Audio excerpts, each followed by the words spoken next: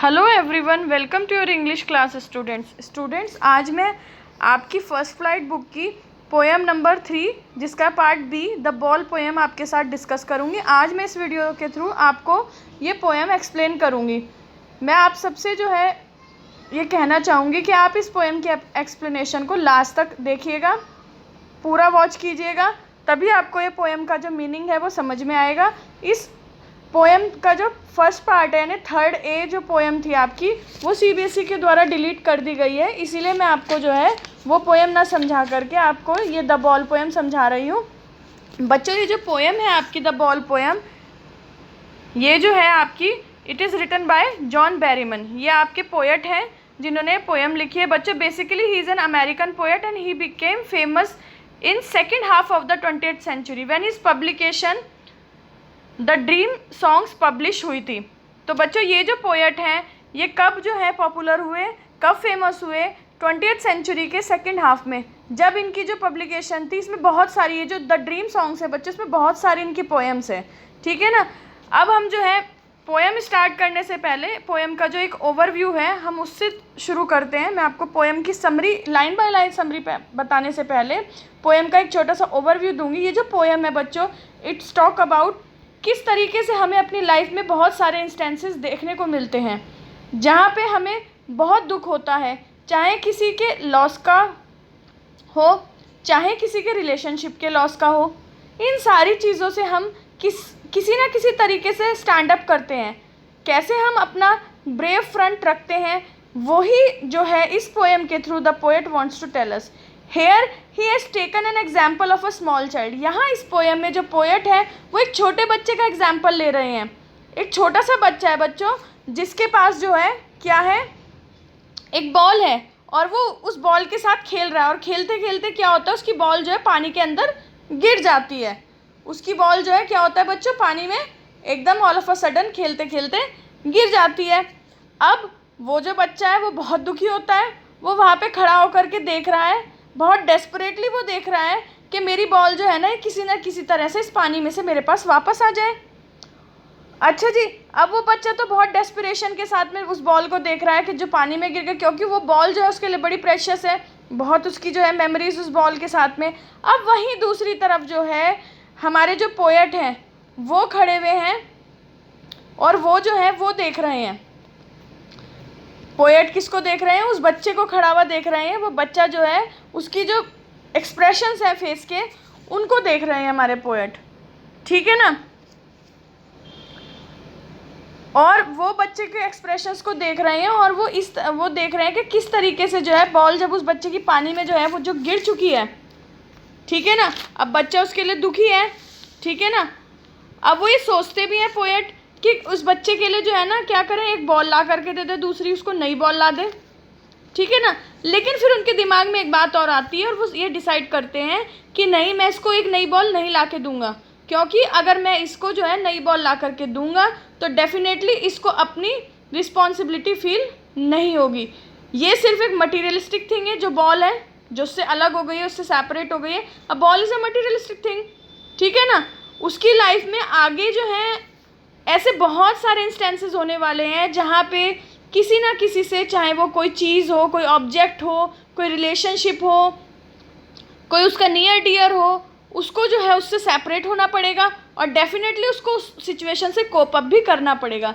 इसीलिए पोएट सोचते हैं कि ये बेटर होगा कि वो इतनी छोटी सी उम्र में जो है बच्चा ये सारी बातें सीख ले। अगर उसको अदर बॉल ला करके रिप्लेस कर दी जाएगी उसकी पुरानी बॉल, तो वो इन सारी बातों को नहीं सोच पाएगा।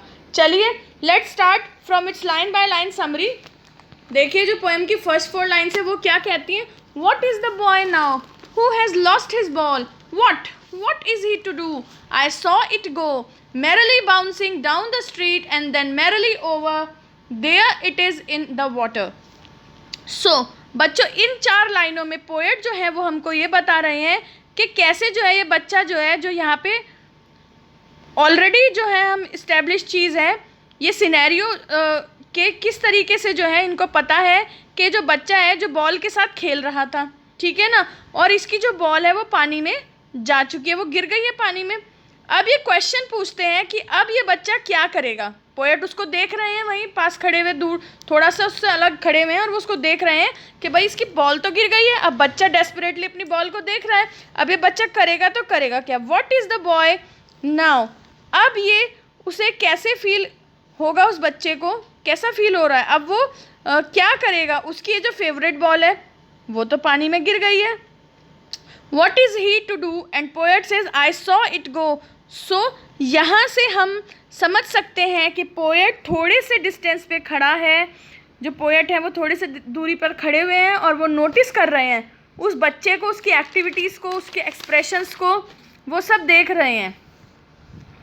So merrily bouncing down the street and then merrily over. अब देखो यहाँ पे पोएट ने एक लिटरेरी डिवाइस यूज़ किया है बच्चों, और ये लिटरेरी डिवाइस क्या है ये मैं आपको जो है पोएम के एंड में बताऊंगी। वैसे कुछ बच्चे जो हैं जो लिटरेरी डिवाइसेस पर फोकस करते हैं वो यहीं पर बता सकते हैं कि कौन सा लिटरेरी डिवाइस यहाँ पर यूज़ हो रहा है, ठीक है ना। यहाँ पर पोएट ने जो है बॉल को ऐसे ट्रीट किया है जो हम एक इनएनिमेट ऑब्जेक्ट को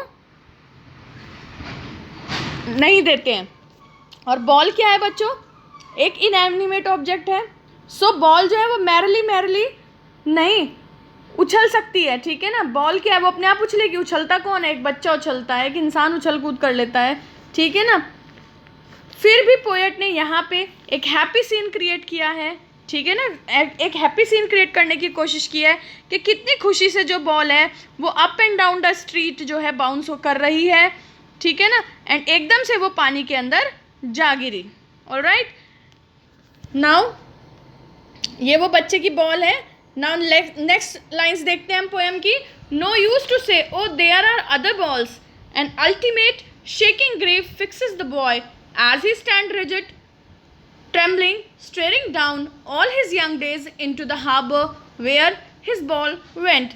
अब in these lines poet says कि अब मैं उस बच्चे को बोल देता हूँ, क्या बोल देता हूँ कि there are other balls also, ठीक है ना। तो इसका तो कोई फ़ायदा होने का नहीं। अब सी बच्चों एक बात देखो, हमारे बचपन में क्या होता है, हमारी ऐसी बहुत सी चीज़ें होती हैं जो हमें बहुत प्यारी होती हैं। चाहे कोई टॉय हो, चाहे फिर हमारा जो वो टॉय हो, कोई भी फेवरेट टॉय हो, हमें क्या है वो चाहिए ही चाहिए होता है, उसके साथ खेलना होता है।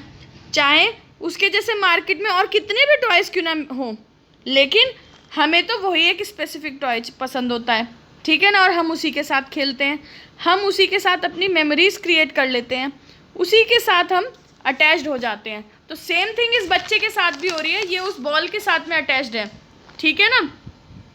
और सिमिलरली ये सिचुएशन जब हम बड़े हो जाते हैं सेम चीज़ होती है। अगर हमारी लाइफ में कोई ऐसा इंसान होता है जो इररिप्लेसेबल है, जिसको हम रिप्लेस नहीं कर सकते हैं, ठीक है ना, इररिप्लेसेबल है वो, फिर चाहे कितना ही लोग क्यों ना हमें जो है हमारे आसपास हों, लेकिन हमें सबसे ज़्यादा कंफर्टेबल किसके साथ लगता है? उसी इंसान के साथ लगता है जिसको कोई रिप्लेस नहीं कर सकता है। तो यही इसके दो मतलब हैं जो मैं आपको बता रही हूँ। पहला मतलब जो है वो मैं आपको बता रही हूँ वो एक बच्चे के पर्सपेक्टिव से है, उसके लिए ये बॉल सब कुछ है। एंड जब हम बड़े हो जाते हैं सिमिलरली ऐसे इंस्टेंसेस हो जाते हैं जो हमें चाहिए वो हमें चाहिए ही होता है।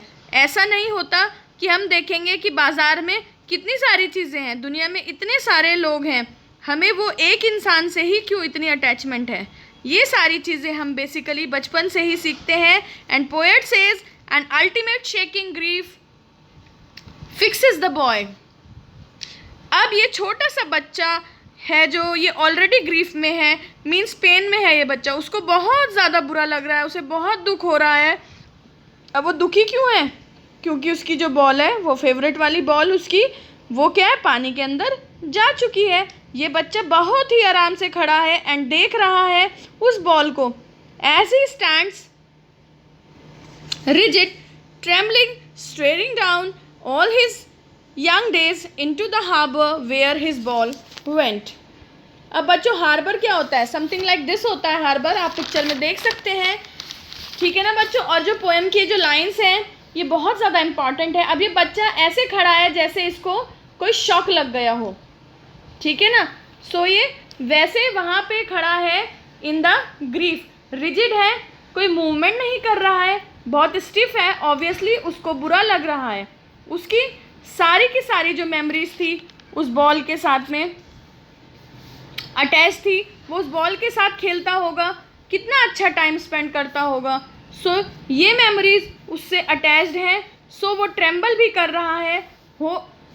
रहा होगा, शेक भी कर रहा होगा, इवन शिवर भी कर रहा होगा। उसके बाद staring down on his young days, ये जो पोएम की लाइन्स हैं, staring down on his young days, ये लाइन्स जो हैं, these lines are very beautiful line. अब बच्चों यहाँ पर है ना, staring down all his young days into the harbour where his ball went. अब जो हार्बर है समथिंग लाइक दिस होता है, ये पिक्चर हार्बर की ही है बच्चों। हार्बर कौन सी जगह होती है? ये वो जगह होती है जहाँ पर शिप्स आकर के खड़े होते हैं, ठीक है ना। अब ये बच्चा डेफिनेट सी एक बात है कि अगर बच्चा पानी के पास खेलेगा तो पानी में उसकी बॉल तो जाएगी जाएगी, ठीक है ना। उसको बच्चे को पहले इस बात का ध्यान रखना चाहिए था। लेकिन ऑल हिज यंग डेज का मतलब है क्या हुआ यहाँ पर, अब उसके यंग डेज जो हैं में जब ये बॉल उसके पास आई होगी तब उसने जो है उसके साथ खूब खेला होगा। वो बहुत सारी मेमोरीज होंगी, अपने दोस्तों के साथ खेला होगा, मे बी अपने सिबलिंग्स, अपने भाई बहनों के साथ खेला होगा वो बच्चा, ठीक है ना। सो इतनी सारी जो ब्यूटीफुल मेमोरीज थी, इतने सारे ब्यूटीफुल जो डेज थे उसने स्पेंड किए थे, अब क्या है, अब वो उस बॉल के साथ पानी में जा चुके हैं, यानी कि वो सब अब क्या हो गए हैं, ख़त्म हो चुके हैं। अब चलिए आगे की लाइंस देखते हैं। Next, I would not intrude on him a dime, another ball is worthless now. He senses his first responsibility in a world of possessions. These four lines are again very important. बच्चों poet कह रहे हैं I would not intrude on him. Intrude का मतलब क्या होता है? Intrude का मतलब है मैं उसको इंटरफेयर नहीं करूँगा, पोएट बोल रहे हैं। ये जो मोमेंट है जिसमें वो लिव कर रहा है, ग्रीफ का मोमेंट है, ऑब्वियस है उसकी बॉल जो है वो पानी में तो गिर चुकी है, वो बच्चा दुखी है, परेशान है, पर पोएट बोल रहे हैं कि इस ग्रीफ के मोमेंट में मैं उसको छेड़ूंगा नहीं, कुछ नहीं कहूँगा, बिकॉज वो कह रहा है a dime another ball is worthless. Dime is a currency बच्चों, जैसे हमारे यहाँ रुपए पैसे करेंसी हैं, ठीक है ना, ऐसे डाइम भी करेंसी है। अगर मैं उसको थोड़े पैसे भी दे दूंगा, पोएट बोलते हैं, तो वो क्या है, वर्थलेस है। वर्थलेस क्यों है?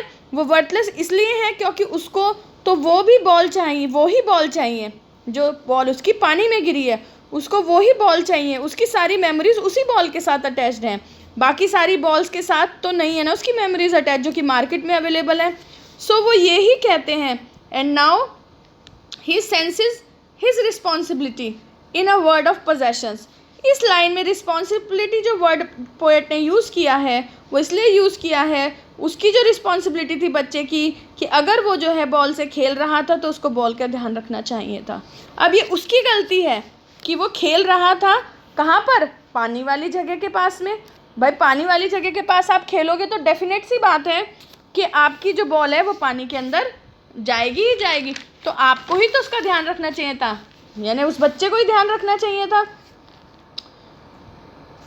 सो यहाँ पे वो उसको इंटरफेयर इसलिए नहीं करेंगे क्योंकि उन्हें पता है कि अब जब तक इस बच्चे को अपनी रिस्पॉन्सिबिलिटी नहीं पता चलेगी टूवर्ड्स द थिंग्स, और जब वो बड़ा हो जाएगा, कोई ह्यूमन क्यों ना हो या कोई रिलेशन क्यों ना हो, तब तक इसको समझ ही नहीं आएगा कि लाइफ में हमें किस तरीके से किस सिचुएशन को डील करना चाहिए। दैट इज़ वाई वो उसको कुछ नहीं कहते, क्योंकि ये उसकी फर्स्ट रिस्पॉन्सिबिलिटी है जो उसने आज फील करी है कि मुझे यहाँ पे वॉचफुल रहना चाहिए था, केयरफुल रहना चाहिए था। In the word of possessions, अब पोजेशंस का मतलब होता है बिलोंगिंग्स, आपकी चीज़ें, वो चीज़ें जो आपसे बिलोंग करती हैं, ठीक है ना। अब पोजेशंस का मतलब बिलोंगिंग्स भी है, बट यहाँ पे इसका पर्टिकुलरली मतलब है मटीरियलिस्टिक थिंग्स, ठीक है ना। अब इस वर्ड में बहुत सारी मटीरियलिस्टिक थिंग्स हैं जो हम सबको पसंद आती हैं। ऐसा नहीं है कि किसी को पसंद नहीं आती, सब कहीं ना कहीं कोई ना कोई मटीरियलिस्टिक थिंग किसी ना किसी को पसंद होती है, ठीक है ना। लेकिन इक्वल रिस्पॉन्सिबल है, हमारे पास रिस्पॉन्सिबिलिटी होना, एंड सेम चीज़ ये रिलेशंस में भी होती है, ठीक है ना भाई। हम मटीरियलिस्टिक थिंग्स को लेकर के जो है रिस्पॉन्सिबल हमें होना चाहिए, सिमिलरली हमारी रिस्पॉन्सिबिलिटी हमारे रिलेशनशिप्स के लिए भी बनती है, ठीक है ना। और अगर हम अपने रिलेशंस में सेम चीज़ शो नहीं करते, यानी रिस्पॉन्सिबिलिटी शो नहीं करते, तो भी सेम चीज़ हो सकती है, तो भी हमारे जो रिलेशंस हैं वो हमसे दूर हो सकते हैं। सो यही मैसेज पोएट दे रहे हैं इसके थ्रू। ऑलराइट बच्चों, आई होप इतना आपको समझ में आया होगा। चलिए आगे की लाइंस देखते हैं। People will take balls, balls will be lost always, little boy and no one buys a ball back, money is external, he is learning well behind his desperate eyes. यहाँ पे पोएट जो हैं वो ये बोल रहे हैं people will take balls, ball की कोई दिक्कत नहीं होती है, मार्केट में बहुत सारी बॉल्स मिलती हैं, ठीक है ना। Balls will be lost always, आप खरीदोगे बॉल खो जाएगी, खरीदोगे खो जाएगी। अब ये जो बॉल है ये सिग्निफाई कर रही है उस पर्टिकुलर ऑब्जेक्ट को, नहीं कर रही है, ये सिग्निफाई कर रही है मे बी उन रिलेशनशिप्स को, ठीक है ना। ये जो बॉल है, बॉल का एग्जाम्पल पोएट ने लिया है to signify those relationships, may be उन सारी चीज़ों को जब इंसान बड़ा हो जाता है तब उसे समझ आता है कि हमसे कोई भी चीज़ कभी भी कोई छीन सकता है, एंड इन सब चीज़ों को समझने के लिए उसके पास एक एक्सपीरियंस होना चाहिए, ठीक है ना, या फिर उसे रिस्पॉन्सिबिलिटी का एहसास होना चाहिए। बहुत ज़्यादा इम्पॉर्टेंट है ये रिस्पॉन्सिबिलिटी का जो एहसास है होना। हमारे पास कोई चीज़ है तो हमें खुद उसको लुक आफ्टर करना है, हम उसके लिए टोटली रिस्पॉन्सिबल है, चाहे कोई ऑब्जेक्ट हो, कोई रिलेशनशिप हो, ठीक है ना। इसीलिए पोएट ने यहाँ पर मनी को क्या कहा है, money is external, he is learning well behind his desperate eyes, means चाहे उसकी बॉल पानी में क्यों ना गिर गई, चाहे वो ग्रीफ स्ट्राइकन क्यों ना हो, लेकिन बिहाइंड द डेस्परेट आइज, ये डेस्परेट वर्ड क्यों यूज़ हुआ है, क्योंकि ये बच्चा डेस्परेट है कि ये बॉल है ये उसके पास वापस आ जाए। पोएट यही कह रहे हैं कि मनी वगैरह तो कोई बात नहीं है, लेकिन चलो एटलीस्ट ये सीख रहा है, ये रिस्पॉन्सिबिलिटी उसकी फ़र्स्ट रिस्पॉन्सिबिलिटी, ठीक है ना। तो उसको रियलाइज़ हुई है कि ये मेरी रिस्पॉन्सिबिलिटी थी कि आगे जाके अगर फ्यूचर में उसको कोई भी रिस्पॉन्सिबिलिटी आएगी तो उसके लिए इतना डिफ़िकल्ट नहीं होगा उसका रियलाइजेशन। ये पोएट जो है समझाना चाह रहे हैं, ठीक है ना, उसका रियलाइजेशन होना। सो डेस्परेट का मतलब यहाँ पे यही है बच्चों। चलिए अब लास्ट लाइंस देखते हैं हम लोग पोएम की। The epistemology of loss, how to stand up knowing what every man must one day know and most know many days how to stand up.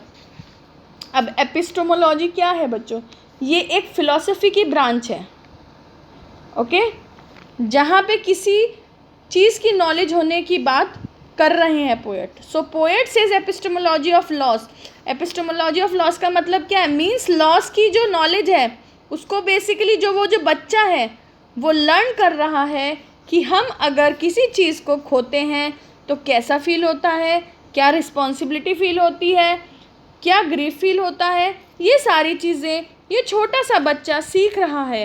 And know to stand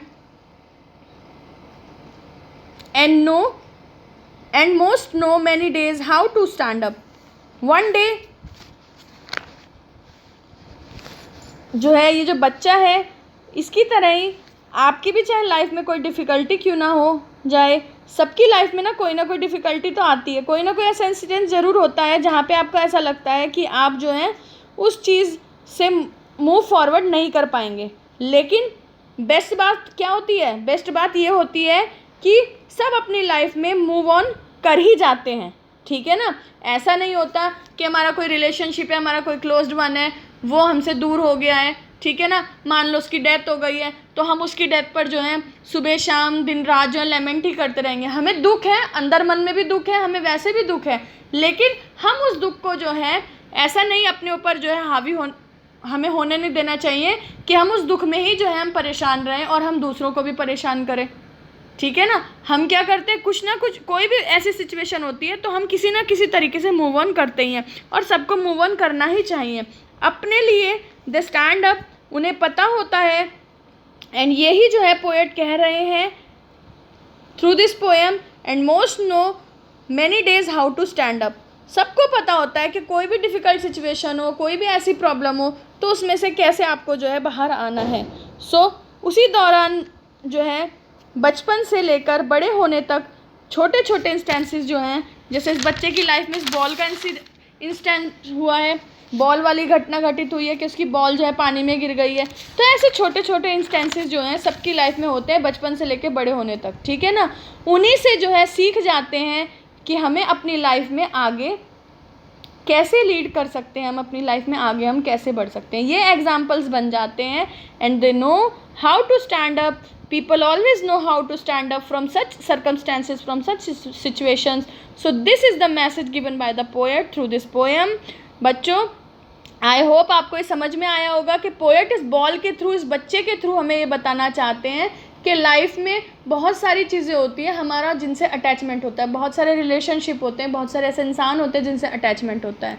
तो उनसे हम अलग होते हैं, उनसे सेपरेट होते हैं, वो हमसे जुदा हो जाते हैं। तो ऐसा नहीं है कि हम उनकी मेमोरी में जो है हम परेशान रहें, हम दुखी रहें, हम मूव ऑन ना करें, हम कुछ आगे ना बढ़े। हमें जो है इन सब छोटी छोटी चीज़ों से सीखना चाहिए, अपनी लाइफ में मूव ऑन करना चाहिए, ठीक है ना। अगर कोई हमारी ऐसी चीज़ है, कोई ऐसा रिलेशनशिप, ऐसा इंसान है, तो वो हमारी रिस्पॉन्सिबिलिटी है। जब तक हम रिस्पॉन्सिबल रहेंगे वो सारी चीज़ें प्रॉपर बनी रहेंगी, ठीक है ना। लेकिन अगर हमारी ऐसी कोई चीज़, ऐसा रिलेशन, कोई इंसान हमसे अलग हो जाता है तो हमें मूव ऑन करना ही चाहिए, ठीक है ना।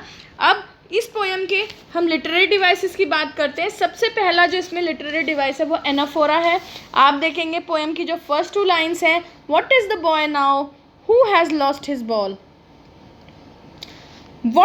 what is he to do, I saw it go।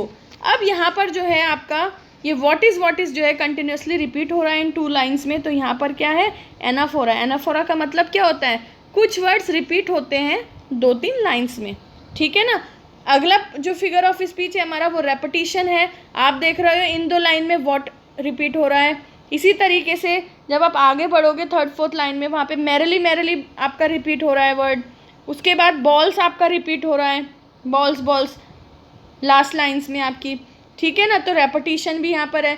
फिर मैंने आपको कहा था ना कि मैं आपको लास्ट में पोएटिक डिवाइस बताऊंगी जो पोएट ने यूज़ करा है, वो क्या है, इमेजरी है। बॉल जो है वो कभी भी क्या है,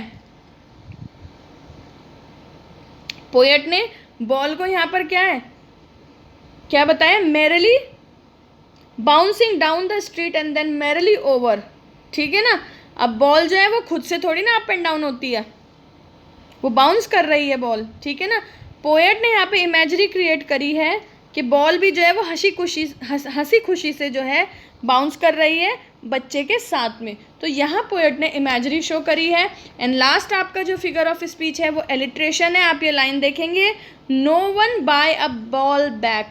यहाँ पे बाय भी बी से स्टार्ट हो रहा है, बॉल भी बी से स्टार्ट हो रहा है, बैक भी बी से स्टार्ट हो रहा है। तो आपका यहाँ बी लेटर जो है आपका वो रिपीट हो रहा है।